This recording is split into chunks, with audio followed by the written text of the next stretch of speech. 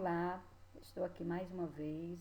Hoje nós iremos ter uma aula de literatura onde iremos falar um pouquinho sobre o barroco, principalmente o barroco em Portugal, tá? A gente vai falar um pouquinho aqui no contexto geral, mas vamos fixar mais no barroco em Portugal, tá bom? Então vamos lá. Lembrando que o barroco em Portugal ele surgiu em 1580, isso no mesmo ano em que morreu aí o Luís de Camões. Quem era Luís de Camões? Foi o maior escritor da língua portuguesa lá em Portugal. O maior escritor, tá? Mas aqui no barroco, não vão confundir, que nós vamos ter aqui os autores também aqui, muito importante, né, aqui do barroco, que foi o padre Antônio Vieira, tá? E só relembrando, gente, que o barroco ele vai até os meados de 1756, ok? E o maior representante do barroco literário aqui, lá de Portugal, Padre Antônio Vieira, ok? O Luís de Camões foi o maior escritor, né? Mas o maior representante aqui do barroco foi o Padre Antônio Vieira. E para quem não sabe, o barroco é também chamado de seiscentismo, porque ele veio lá depois de 1500, ok? E temos aqui alguns acontecimentos, né? Vou falar para vocês aqui alguns acontecimentos aí lá do barroco. O barroco em Portugal, ele inicia-se também durante aí o período da colonização do Brasil, né?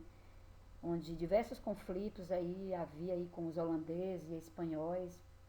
Eles brigavam aí por territórios, né? Cada um querendo aí ser o dono de tudo, querendo dominar os territórios. E também devido a esses conflitos houve aí um enfraquecimento em Portugal, né? Grande crise na economia, na política, tá? Portugal estava ainda, gente, sob o domínio espanhol e ele lutava pela sua independência, onde foi conquistada somente em 1640. O barroco também foi um movimento aí de transição, né? Diversas descobertas científicas incitaram aí muitas dúvidas, sobretudo aí no campo religioso, o antropocentrismo e o teocentrismo. Lembrando que o antropocentrismo que é o homem no centro de tudo e teocentrismo, Deus no centro de tudo. Nesse período aí também estava rolando aí a reforma protestante de Martinho Lutero, tá? Onde o enfraquecimento da Igreja Católica aconteceu também nesse período aí, devido a essa reforma, o povo estava o quê? Se dividindo, né? Se dividindo.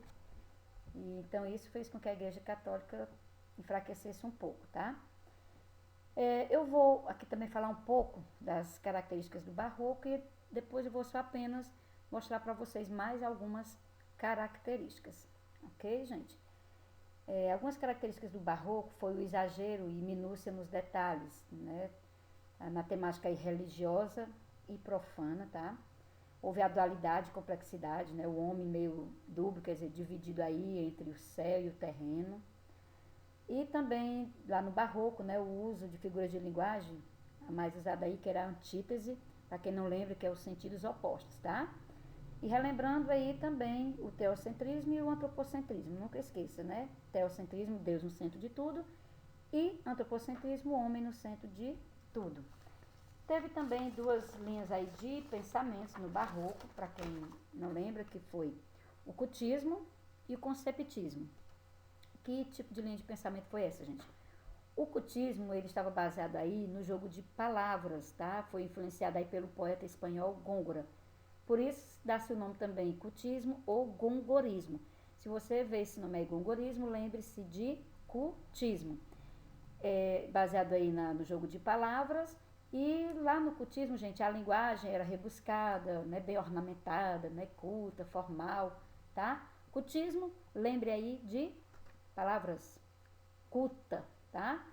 E no conceptismo, lembre de concepção, gente, que a gente pode chamar também de quevedismo, que é baseado aí na poesia do espanhol Quevedo, por isso também dá-se o nome de quevedismo, tá?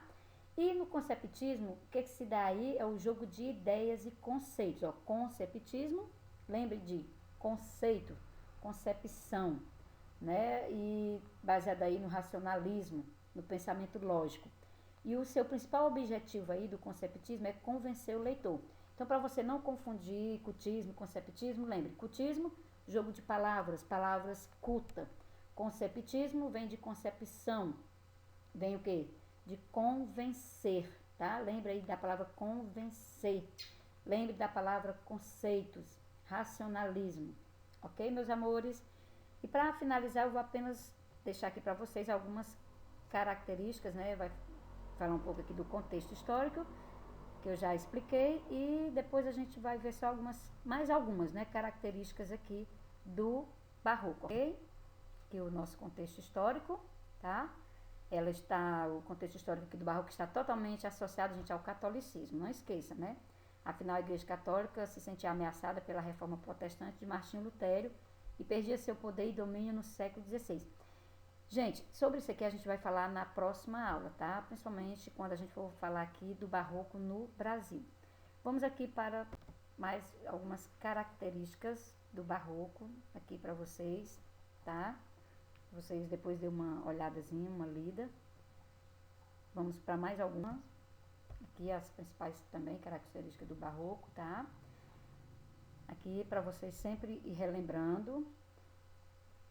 E aqui eu finalizo a minha aula. Na próxima aula a gente continua falando sobre o barroco, principalmente o barroco aqui no Brasil. Um beijo no coração de todos e até a próxima aula.